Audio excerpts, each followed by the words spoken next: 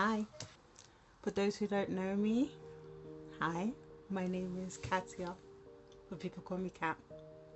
I want you all to become basically a part of my virtual family.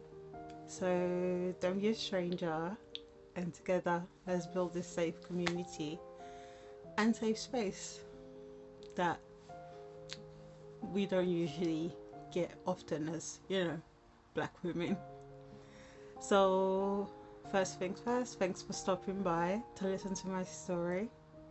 Honestly, I haven't told anyone or said aloud my full testimony ever. So I genuinely thought, honestly, I would take it all to my grave. But I really want to start a conversation in the subject matter because I know for a fact that my story isn't unique as a whole. But with that being said, so huge trigger warning basically, please don't watch this video if you're under the age of 18. There'll be mention of incest, sexual abuse, and occult practices and beliefs that obviously are subject to culture. If these subject matters are too triggering for you, then please prioritize your mental health. I am not idolizing or glamorizing my situation. However, it's my life and it's mine to deal with as I see fit, and obviously to document it. So take it as you want, but it's what's made me who I am. It's my truth, my mistakes, my culture and perspective. So you can judge away as much as you want, but bearing in mind, it's mine nonetheless. With that being said, I've been in a journey of self-discovery for a minute now, since I turned 33, which is a significant age in Catholic Christian belief because it's the age Jesus Christ passed. My spirit guides have been showing me non-stop that I shouldn't forget what I've been through, but embrace it. That I shouldn't forget, but embrace what's been done to me. And hopefully by documenting this subject I can help some people too. And later on in my testimony I will be including more about my present reasons that led me here, but I can at least now state that I got called to do this video. I've been trying my hardest to ignore the signs until now, and that due to the nature and the gravity and core sensitivity of what I endured and what I'm about to disclose, the best way to start any story really is to start with a good foundation, and I think mine is no exception, so please bear with me. I may have found myself in the past, I've downplayed the severity of my abuse in order to rationalize and attempt to live and move on despite of such experiences, but I also have attempted to suppress a lot of my memories in vain relating to my mental, physical and extreme sexual abuse. Growing up, it was a different time. I had no idea what ultimately I was being forced to do. So basically I'm from a time that corporal punishment was used as a form of discipline. So we were told like to go outside and play. It was a time before obviously social media, phones, any of that. Yeah, I'm showing my age. And we were told obviously when it began to get dark to come inside. I was born in the capital of Portugal. I'm Portuguese. I'm from Lisbon. Both sides of my family are of Afro-Portuguese mixed descent.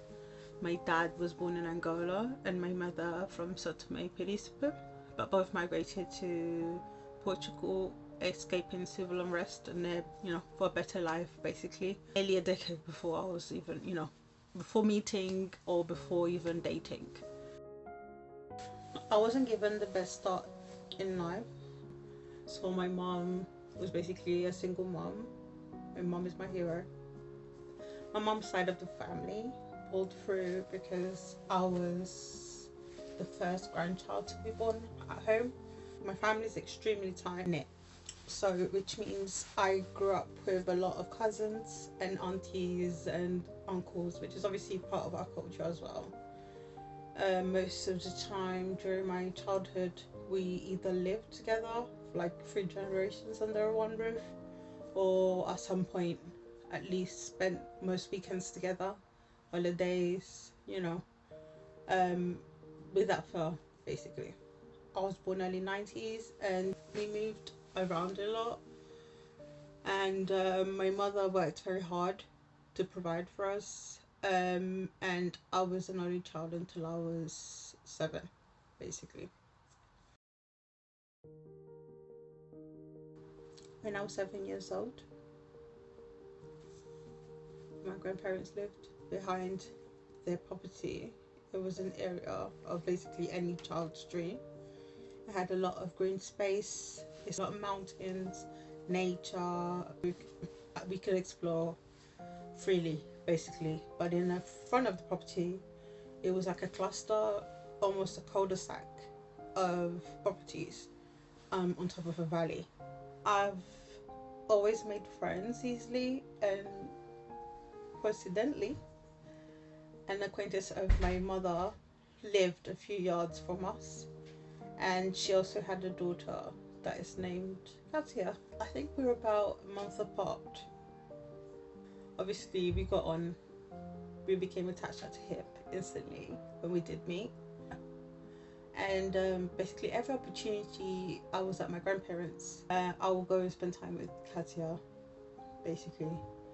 And she was home alone a lot. We hang out and watch TV. She also had a teenage brother that hung around other kids in the area, but they were elders, obviously, and they were boys, so they weren't really into the same thing as us. But the story from this point on is what I have never told us all.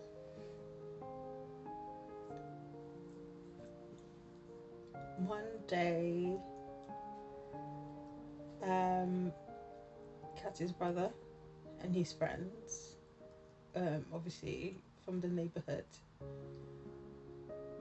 befriended us. They said, let's obviously we were watching TV at her house and asked, but they basically came in and was like, oh, do you want to come and play dodgeball? Right? And we were like, why not? And then